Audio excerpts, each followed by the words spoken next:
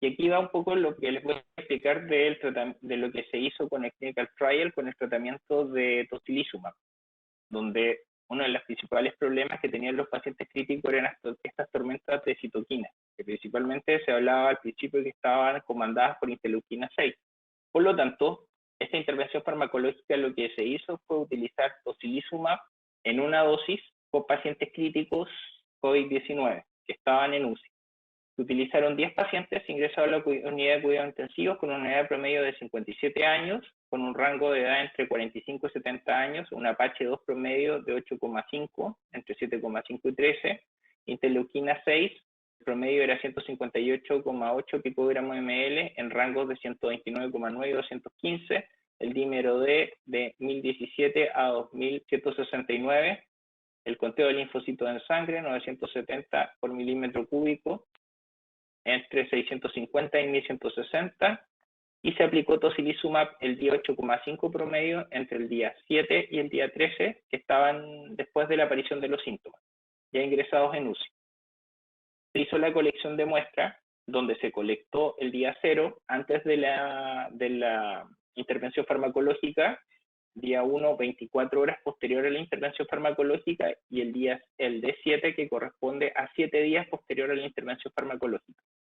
Se hizo la depresión de nuevo de las proteínas más abundantes del suero, digestión tríptica, los análisis de Data Independent Acquisition por día, el análisis de resultados con DNN, y acá está la pathway en general, que es muy parecida a la que utilizamos en el trabajo anterior. Los controles de calidad en suero, que acá están las correlaciones entre los grupos, donde se observa claramente el grupo intervenido contra el grupo control, y las correlaciones de Pearson. Porcentaje de missing value, los controles que claramente se iban a ver como un grupo totalmente aparte a los intervenidos en el día 0, que están altamente inflamados, al día 24 horas posterior a la incorporación del fármaco y a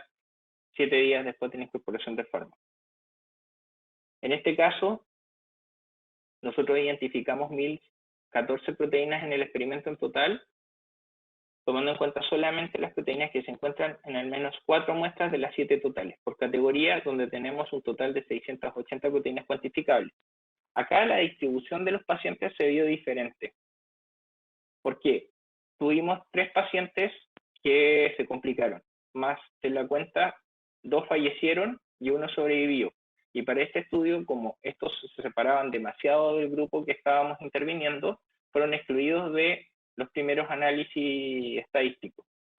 donde si los incorporábamos, veíamos que los grupos se mantenían muy parecidos, o sea, prácticamente no se veía efecto del fármaco con respecto al control. En cambio, cuando se sacaron estos pacientes, se veía una separación mínima, pero se veía, donde tomamos cada proteína cuantificable del grupo 0, 1, 7,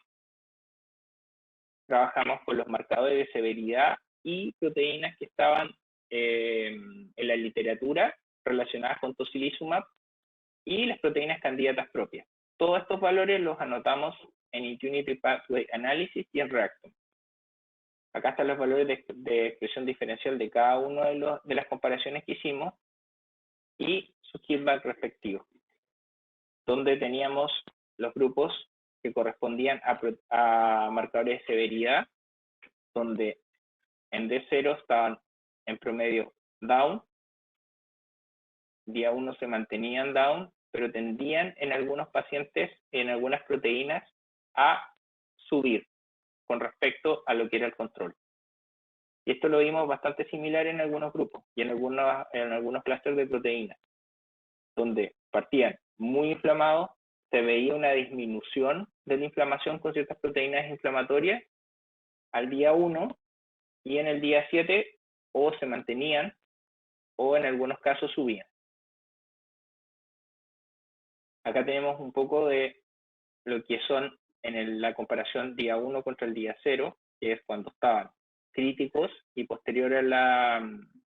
24 horas posterior a la intervención farmacológica, cuáles son las pathways que están más activadas, era coagulación, adhesión de células inmunes, unión a leucocitos, adhesión de células sanguíneas, oclusión de vasos, oclusión arterial. Y las que se veían disminuidas, inflamación del pulmón, inflamación de reuniones, síndrome sistemático autoinmune, enfermedad reumática, que tiene que ver mucho con la inflamación, formación de fibrillas y enfermedad periférica vascular. Muchas tienen que ver con lo que es coagulación y vascularización. Estaba muy dado por, en esa época, lo que era la AC2. Acá tenemos un ejemplo de box-plot de las proteínas de Pronopsis, que ya estaban publicadas en la literatura, donde vimos algunas proteínas que pasaban con los controles y qué pasaba con la intervención farmacológica. Aquí hay un ejemplo de el complemento, donde se observa el C1 del complemento, donde se observa que en el control está muy bajo, el día 0, que corresponde antes de la intervención, estaba bastante alto, con un cambio significativo. Posteriormente, 24 horas posterior a la intervención con tocilizumab, se ve una disminución y a los 7 días ya bajó casi a valores normales. Otro ejemplo es la serpina y la ITIH2. Se veía claramente ese cambio. Y las proteínas de fase aguda, que eran claramente las que tenían cambios más radicales, donde el control estaban bajas, estaba el cambio en el día 0, que estaban altamente inflamados, una disminución en el día 1 y vuelven a valores normales ya en el día 7 posterior a la intervención. Lo mismo con sérica amiloide 2 y sérica amiloide 4. Y algunos componentes de la cascada del complemento, que este es muy interesante, porque tenemos en el CFB, donde el control está bajo, aumenta el nivel de expresión, pero en el caso del 24 y 7 días no se ve un cambio significativo, pero sí se observa un rebote.